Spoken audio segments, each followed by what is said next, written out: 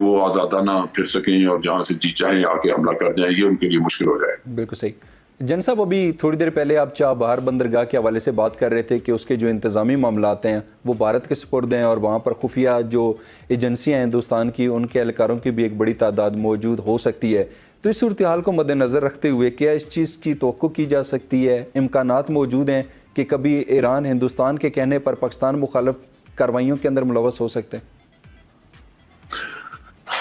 देखिए, मेरा ख्याल है ये मुश्किल होगा। सही।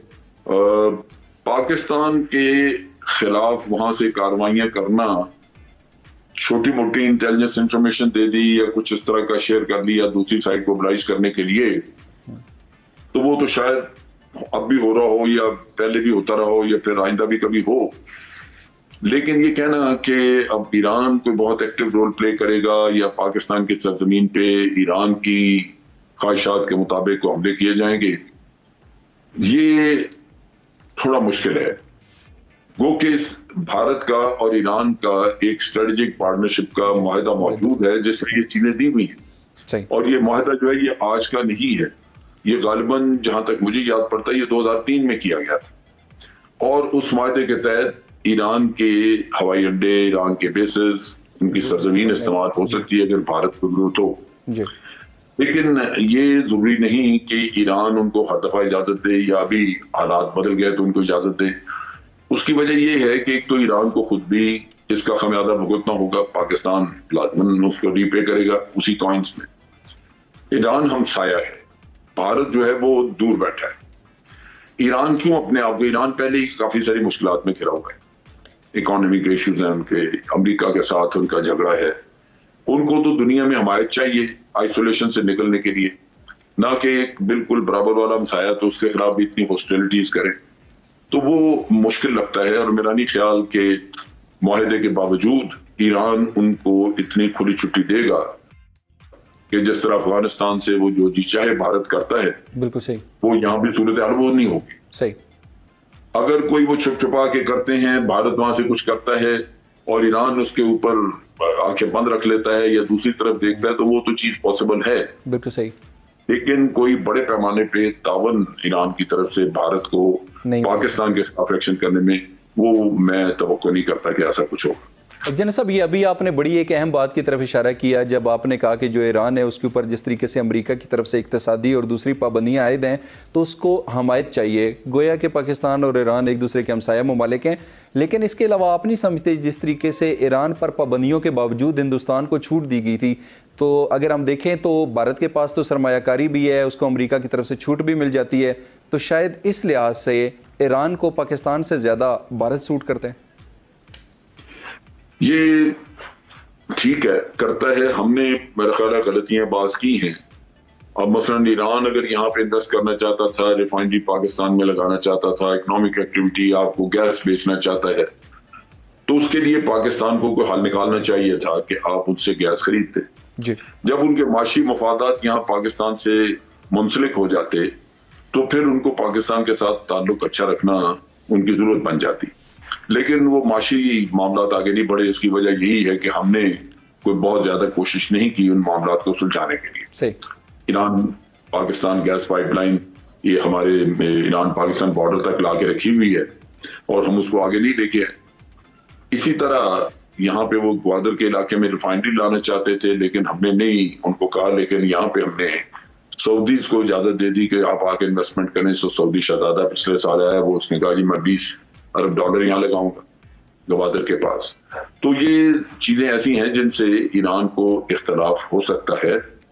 लेकिन दूसरी तरफ ये है कि जो भारत ने किया वो भी एक सबक है। एक वक्त पे ईरान के ऊपर जब सैंक्शंस थी तो भारत को वो परमिशन देते थे, अमेरिकन जो हैं वो उसको वेवर दे देते थे कि आप ईरान से तेल लेना चाहें तो ले लें।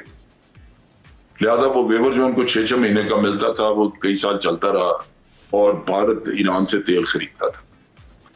लेकिन इस दफा ये नहीं हुआ। ट्रंप के दौर में जब ये दोबारा सैंक्शंस का किस्सा आया तो उन्होंने कहा जी हमने भारत को कहा कि हमने वेवर नहीं देना। सही। सो भारत को वेवर नहीं मिला। तो आज भारत की पोजीशन भी वही है जो हमारी थी, क्योंकि भारत उनसे तेल नहीं खरीद सक रहा। ठीक। और ईरान को इस बात का काफी इस मामले में गुस्सा भी है कि भारत ने कोई कोशिश नहीं की कि वो अमेरिका को राजी करे, या कोई तरीका ऐसा नहीं वजह किया जिससे कि वो तेल लेता रहे ईरान से जैसे पहले ले रहा था। तो ईरानियों को ये शिकायत हो सकती है, लेकिन बहरहाल अब तेल भारत वहां से नहीं ले रहा जैसे पहले वेवर से अब नहीं है, लिहाजा भारत का वो जो एक्स्ट्रा इन्फ्लुएंस था वो अब मेरा ख्याल नहीं है। उसकी वजह से उनको परेशानी थी और एतराज करते थे। बिल्कुल सही। जन साहब, ईरान की सरजमीन कई बार पर पाकिस्तान मुखालिफ सरगर्मियों में इस्तेमाल हुई। अभी आप थोड़ी देर पहले कुलभूषण यादव के हवाले से भी जिक्र कर रहे थे, और ये भी एक हकीकत है कि वो ईरान की सरजमीन को इस्तेमाल करके कई बार पाकिस्तान के मुख्तलिफ इलाकों के अंदर दाखिल हुए। तो जन साहब, क्या ये कहना दुरुस्त होगा कि ठीक है, ईरान की सरजमीन को इस्तेमाल करके जो पाकिस्तान मुखालिफ कार्रवाइयाँ या सरगर्मियाँ होती हैं उसके अंदर ईरान की हुकूमत या ईरान की खुफिया एजेंसियां मुलव्वस नहीं होंगी, लेकिन क्या ये भी हकीकत है कि ईरान की क़यादत ने पाकिस्तान मुखालिफ कार्रवाइयों को रोकने के लिए भी कोई खातर खा इंतजामात या इक़दाम नहीं किए? ये तो एक चीज वाज़ेह है, बिल्कुल आप दुरुस्त कह रहे हैं। जब ये वाक़यात होते हैं तो उसमें एक अंसर तो ये बेहतियाती का हो सकता है कि ईरानियों ने तो गौर नहीं किया और लोगों को मौका मिल गया ये काम करने। दूसरा ये भी हो सकता है कि उनके पास रिसोर्सेज नहीं हैं और वो कुछ चाहते तो हैं करना, लेकिन इतने रिसोर्सेज नहीं है कि वो कर सकें। लेकिन जब आप शिकायत कर रहे हैं उनसे तो फिर उनको कुछ ना कुछ करना होगा। उसकी दो वजूहात हैं कि हमारे पाकिस्तान में अगर कोई दहशतगर्दी के वाकयात होते हैं तो ईरान में भी होते रहे जी, और ईरान पाकिस्तान से तावन मांगता रहा, लिहाजा पाकिस्तान उसको तावन देता रहा। लिहाजा मेरी सोच ये है कि इस मामले में दोनों मुल्कों की ये मजबूरी होगी कि एक दूसरे से तावन करें, यानी ईरान की भी ये मजबूरी होगी कि वो पाकिस्तान के साथ तावन करे। और कहीं भी अगर तावन होगा, बॉर्डर मैनेजमेंट अगर दोनों मुल्क इकट्ठे मिलकर करेंगे तो फिर दहशतगर्द आ जा नहीं सकते, फिर उनके लिए ये काम बड़ा मुश्किल होगा। लिहाजा हमने एक सबक सीखा था अफगानिस्तान साइड से कि अफगानिस्तान में जब ये अफगानिस्तान में दहशतगर्दी होती है या पाकिस्तान में बहुत हो रही थी, हमने बहुत दफा अफगानियों को कहा कि आप हमारे साथ मिलके काम करें, हम दोनों मिलके बॉर्डर मैनेजमेंट करते हैं ताकि आपको भी शिकायत ना हो, हमें भी ना हो। लेकिन चूंकि वो ये नहीं करना चाहते थे तो बॉर्डर मैनेजमेंट की बात करके बाद औक़ात उसका मुआहदा करके चले जाते थे, लेकिन उस पर अमल नहीं करते थे क्योंकि वो नहीं चाहते थे कि बॉर्डर जो है वो मुकम्मल तौर पे बंद हो। उनकी कोशिश यही होती थी कि इस बॉर्डर से दहशतगर्द जो अफगानिस्तान में मौजूद हैं, जो पाकिस्तान में दहशतगर्दी करते हैं, टीटीपी के लोग हैं, खुरासान चैप्टर, वो आते जाते रहे, उनको सहूलत रहे, ये ना हो कि उनका आना जाना रुक जाए। तो इस वजह से वहां तावन नहीं हुआ। यहाँ फिर आपको अफगानिस्तान के सामने एक बाड़ लगानी पड़ी जो उनकी मर्जी के खिलाफ लगाई गई। बिल्कुल सही। ईरान में ये इशू नहीं है। ईरान में मेरा ख्याल है कि उनको तावन करना होगा और ये उनके अपने मुफाद में भी है, पाकिस्तान के मुफाद में भी है।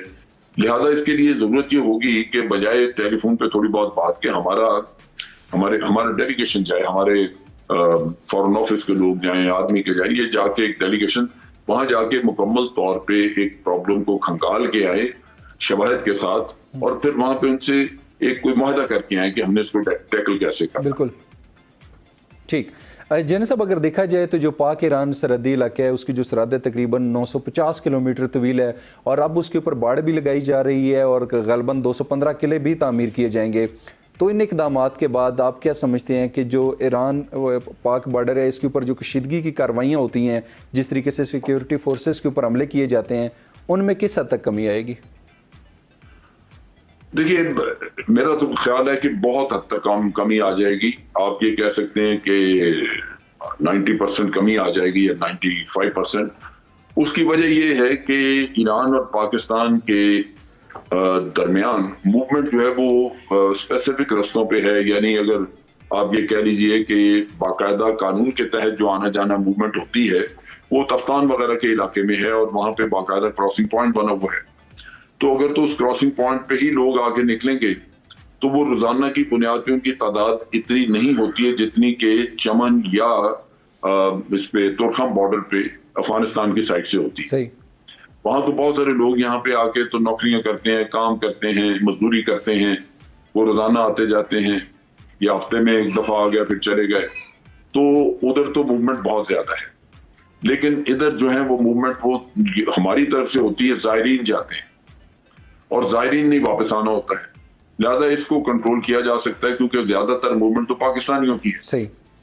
तो इस वजह से यहां जब फेंस लग जाएगी तो वो मेरा ख्याल है काफी इफेक्टिव होगी, और ये दहशतगर्द लोग जो है इनके लिए मुश्किल होगा कि वो आजादाना फिर सकें और जहां से जी चाहे आके हमला कर जाएं, ये उनके लिए मुश्किल हो जाएगा। बिल्कुल सही। जन साहब, अभी थोड़ी देर पहले आप चाबहार बंदरगाह के हवाले से बात कर रहे थे कि उसके जो इंतज़ामी मामलात हैं वो भारत के सुपुर्द हैं और वहाँ पर खुफिया जो